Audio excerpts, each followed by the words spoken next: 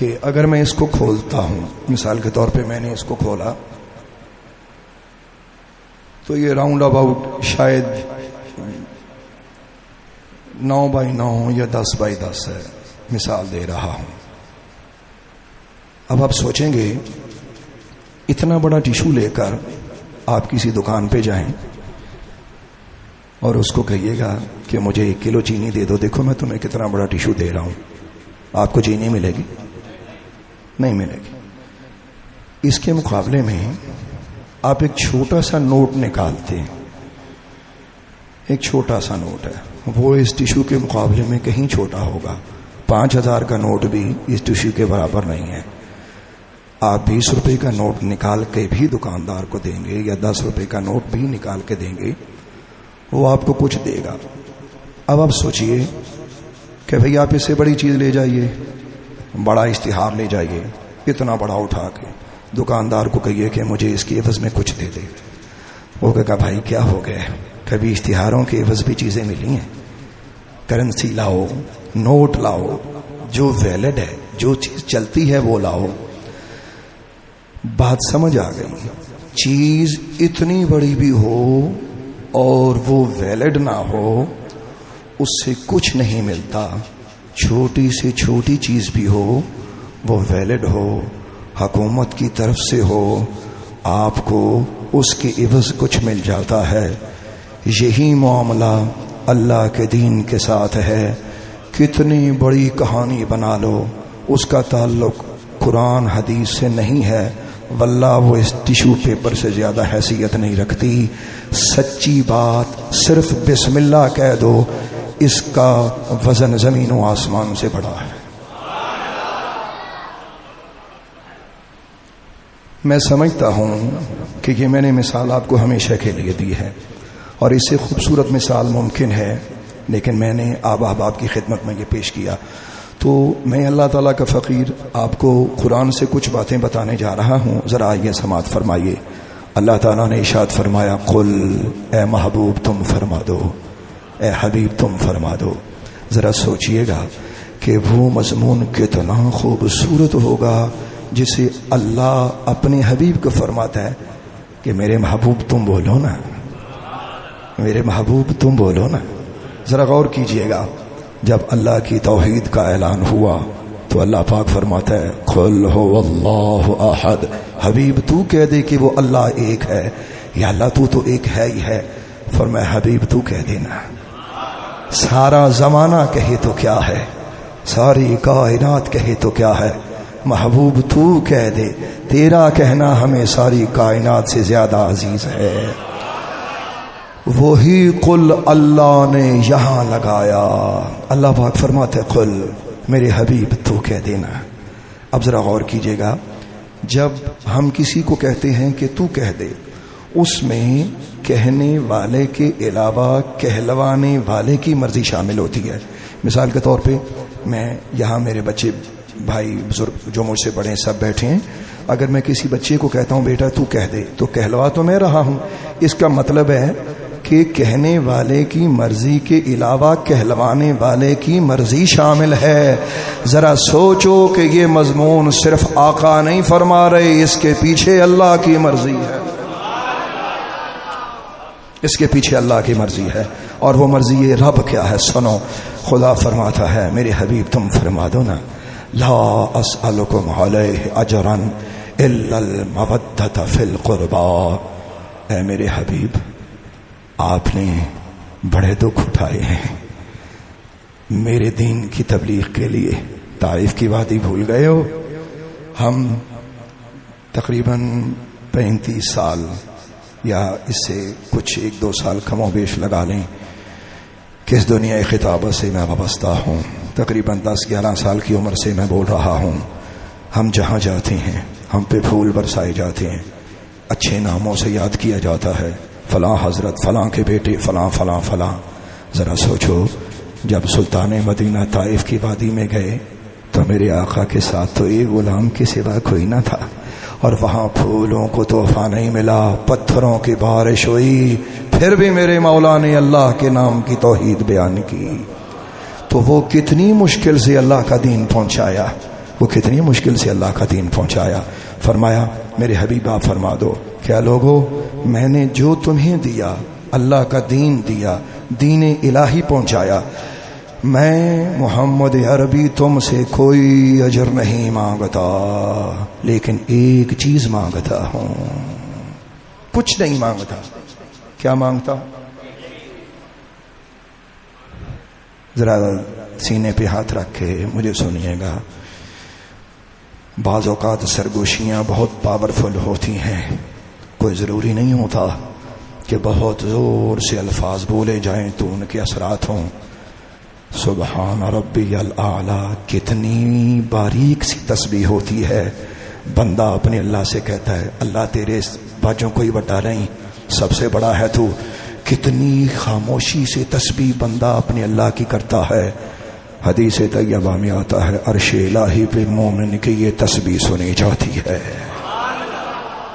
کتنی نرم بات ہے, لیکن اس کا مقام دیکھیے. تو اگر میں نرم لب و لہجے سے آپ سے بات کر رہا ہوں, میرے الفاظ کیا حیثیت رکھتے ہیں, میرا لہجہ کیا حیثیت رکھتا ہے, یہ جو میں بات کر رہا ہوں اس کے وزن کا اندازہ کیجئے. غور فرمائیے میرے آقا کو ابھی دنیا سے پردہ فرما ہوئے کتنا ہی عرصہ ہوا تھا, امت سے ایک ہی چیز تو مانگی تھی. نبی نے تو کچھ بھی نہیں مانگا تھا. کیا مانگا تھا؟ کیا مانگا تھا؟ الا المودۃ فی القربى, صرف میرے قریبیوں سے پیار کرنا, صرف ایک چیز مانگی تھی. میں خود ایک باپ ہوں, 4 بچوں کا میں باپ ہوں. باپ ساری زندگی بچیاں لی کماؤندا ہے, بچہ نوں دیندا ہے, تیاں دے حق پورے کردا ہے, پتراں نوں دیندا ہے, خود گرم دھوپ میں تکلیفیں سب برداشت کرتا ہے. وہ کبھی گھر آ کے شیر نہیں کرتا پترو تہاڈا پیو بڑا پسینہ کڈ کے آیا ہے, انہوں نے پیسے کڈ کے دیتا ہے, لے بیٹا موج کر. بیٹی کے سر پہ ہاتھ رکھ کے کہتا ہے لے بیٹی یہ لے. وہ کبھی اپنے دکھ اپنی اولاد سے شیئر نہیں کرتا. ذرا غور کیجئے گا, ساری زندگی باپ کچھ نہیں مانگتا. کبھی اگر باپ اپنے بچے کو کہہ دے کہ بیٹا مجھے فلاں چیز چاہیے اور بیٹا نہ دے, باپ ہو کے سوچو کہ باپ کے دل پہ کیا گزرے گا. آپ کو میری بات سمجھ آ رہی؟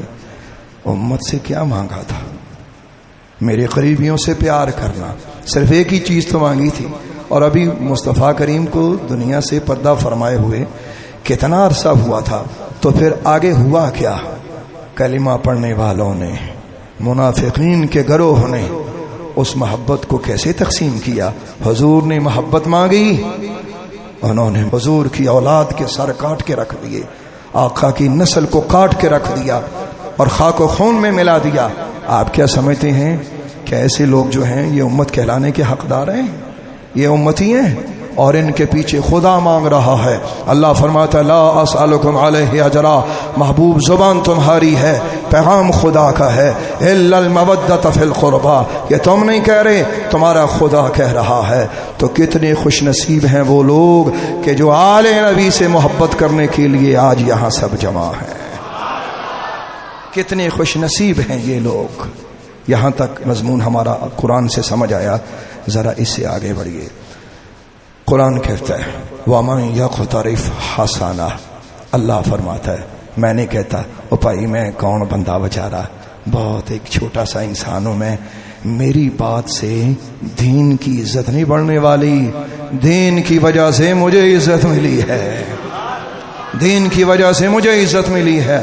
اور بھائی میں کتنی بڑی بات بھی کر لوں, دین بڑا ہے, خدا رسول کا پیغام بڑا ہے, مدینے کے تاجدار کی شان بڑی ہے. سنو, فرمایا وَمَن يَقْتَرِفْ حَسَنًا, جو یہ نیکی کرے. یا اللہ ہم نے تو سنا ہے نماز نے کی, قرآن پاک کی تلاوت نے کی, تسبیح نے کی, کسی کا دل بڑھانا نے کی, کسی کا دل نہ دکھانا نے کی. یا اللہ محبت بھی کبھی نیکی ہوتی ہے؟ تو جواب آتا ہے جب میں قرآن میں کہہ رہا ہوں کہ میرے نبی کی اولاد سے محبت کرنا نیکی ہے تو یقین کرو. میں دوبارہ بولتا ہوں, اللہ کے قرآن کے الفاظ ہیں. اللہ فرماتا ہے وَمَن يَقْتَرِفْ حَسَنًا, جو یہ نیکی کمائے. کون سی نیکی؟ الا المودۃ فی القربى, یعنی مودت فی القربى والی نیکی. یہ نیکی کرے تو اللہ تعالیٰ اس کو انعام کیا دیتا؟ فرمایا نزد لہ فیہا حسنا. اللہ فرماتا ہے پھر تیریاں اینیاں نکیاں نکیاں نکیاں ہون گیاں. جب قیامت میں میرے پاس آئے گا نا تو بڑے بڑے پہاڑ بنے ہوں گے. تو سوچے گا کہ میری نیکیاں بڑی چھوٹی تھیں, تو میں بتاؤں گا تجھے کہ میں نے اپنے نبی کی اولاد کی محبت کی وجہ سے تیری چھوٹی نیکیوں کو بڑے بڑے پہاڑوں میں تبدیل کر دیا. یہ کہاں لکھا ہے؟ قرآن پاک میں. کہاں لکھا ہے بولیے؟ اللہ فرماتا ہے جو یہ نیکی کرے میں اس کے پھر اجر ایسے بڑھاتا ہوں, پھر وہ دیکھے گا.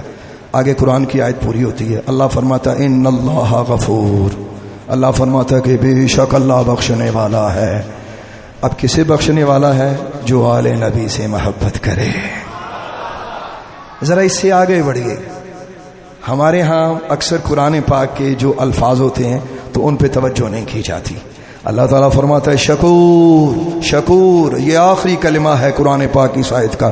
شکور کا لفظی معنی یہ ہوتا ہے شکر گزاری کرنے والا.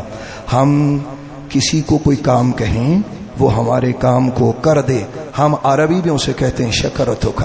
شکرتو کا, اے بھائی تیرا شکریہ, ابا جی آپ کا شکریہ, چچا آپ کا شکریہ, بہن آپ کا شکریہ. تو جیسے جیسے الفاظ ہوں گے ویسے ویسے صیغے استعمال ہوں گے. اللہ کسی کو یہ کہے کہ تیرا شکریہ, اللہ اس سے پاک ہے. اس کا ترجمہ بریلی کے تاجدار نے جو کیا کمال کیا. امام احمد رضا بریلوی نے اس کا ترجمہ یہ کیا. اللہ فرماتا ہے میرے بندے تو آل نبی سے محبت کر, تیرا کوئی قدر کرے نہ کرے, میں اللہ ہو کے کہتا ہوں میں تیرا قدردان ہوں. اللہ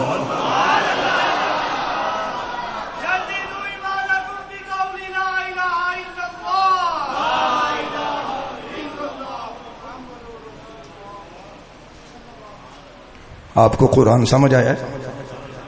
جی قرآن سمجھ آ رہا ہے. اللہ فرماتے ہو میرے نبی کی اولاد سے پیار کرنے والوں, میں اللہ تمہارا قدردان ہوں.